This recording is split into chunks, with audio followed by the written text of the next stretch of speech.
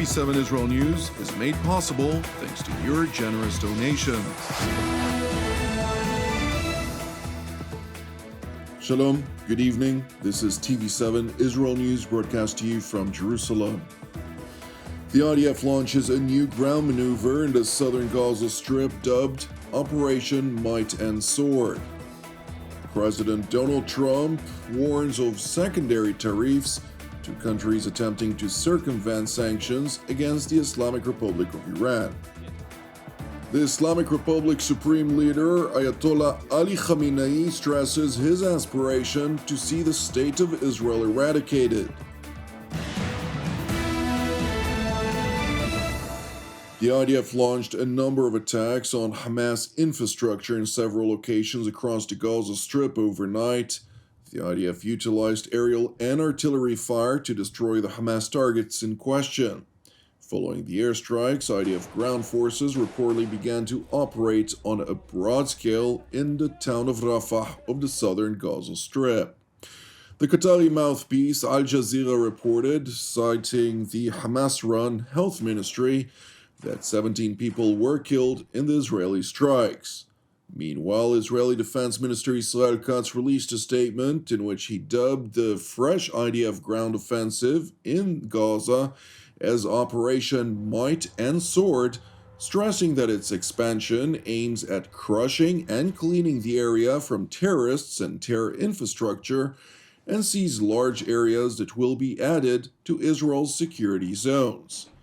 Jerusalem's top defense official went on to call upon the residents of Gaza to act immediately to eliminate Hamas and return the 59 hostages from captivity, which is the only way to end the war.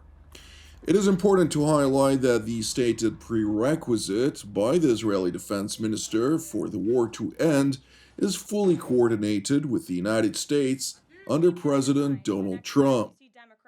What I can tell you is what I've spoken with the President on.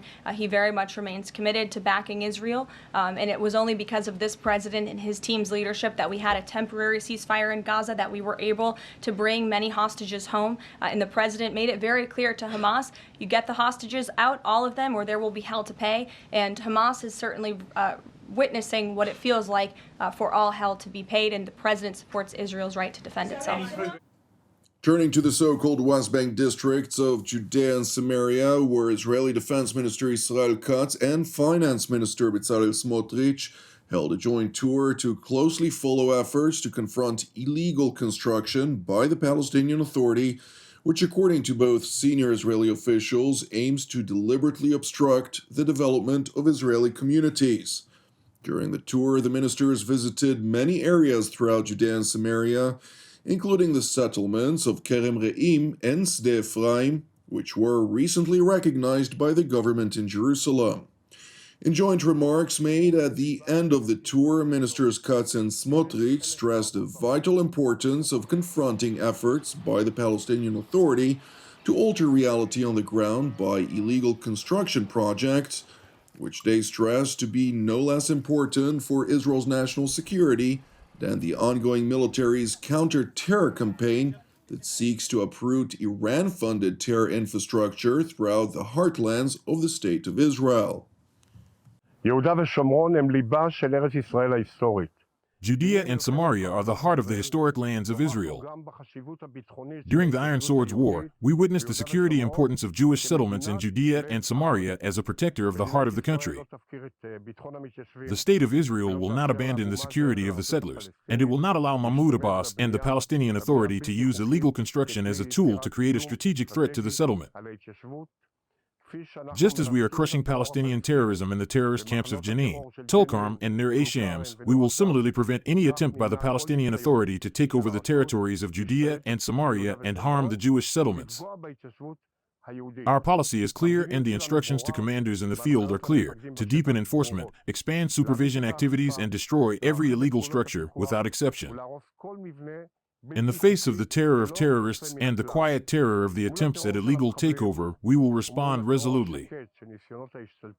Judea and Samaria are the heart of the country, and we will defend them by all means. ואנחנו נגן עליהם בכל האמצעים.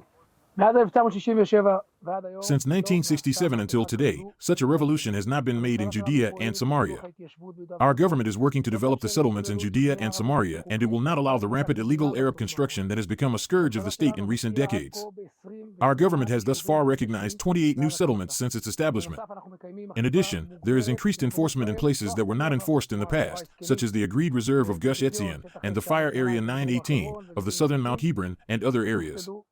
It is important to note that in the past year, there was a record of demolitions of illegal Arab construction in Judea and Samaria, but at the same time we understand that it is not enough in order to win this campaign. Additional strategic tools must be used that will lead to the desired revolution.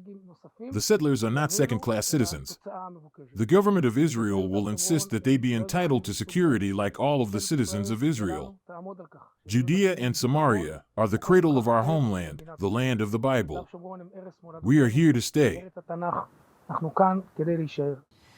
Meanwhile, as the U.S. military's Central Command continues its naval and aerial strikes against the Iranian proxy Ansar Allah, which is dominated by the Houthi tribe in Yemen, two senators, to include ultra-left progressive Democrat Jeff Merkley and ultra-isolationist Republican Rand Paul, questioning the validity of President Donald Trump's commitment to freedom of navigation, going as far as to claim that efforts to confront the Yemeni terror group serve to embolden the Houthis and rally their recruiting base.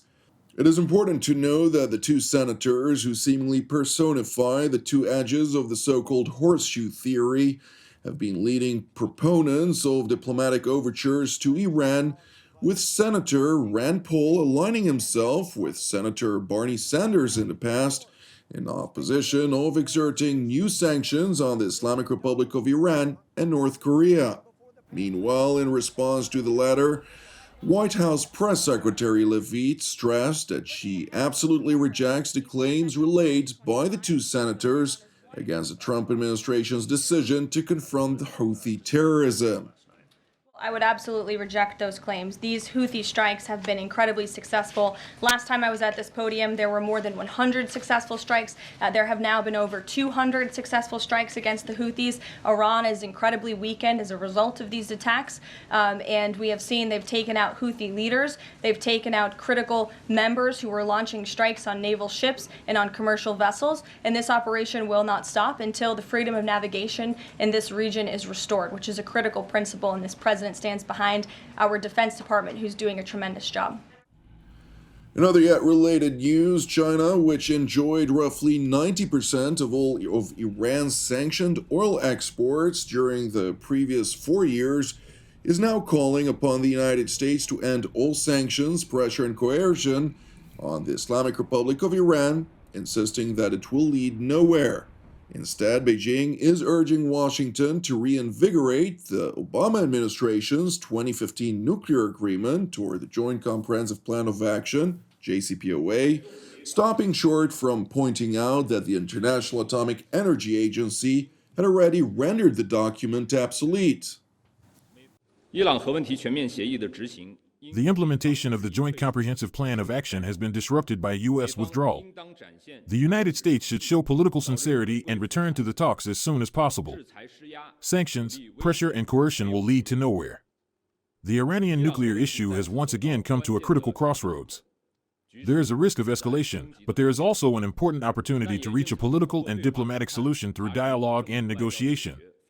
It is imperative that all parties concerned maintain a forward-looking and constructive attitude, strengthen diplomatic efforts, and create conditions for the resumption of talks. It is important to know that the remarks by the Chinese Foreign Ministry comes amid heightened concerns over rising prospects of a joint American-Israeli attack against Tehran's nuclear installations. However, before such an attack occurs, U.S. President Donald Trump aims to slap Tehran with additional sanctions, alongside possibly secondary tariffs on countries which try to circumvent the so-called maximum pressure campaign, chiefmost Communist China.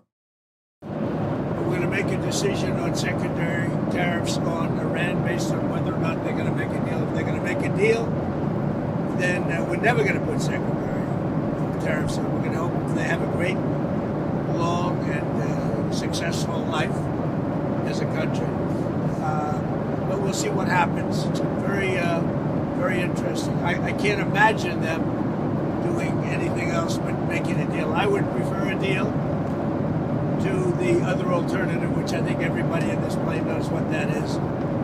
And that's not going to be pretty, and I do not prefer that. Meanwhile, in Tehran, Ayatollah Ali Khamenei, during an address to his ardent followers over the weekend, insisted that an Israeli-American attack against Iran was not likely.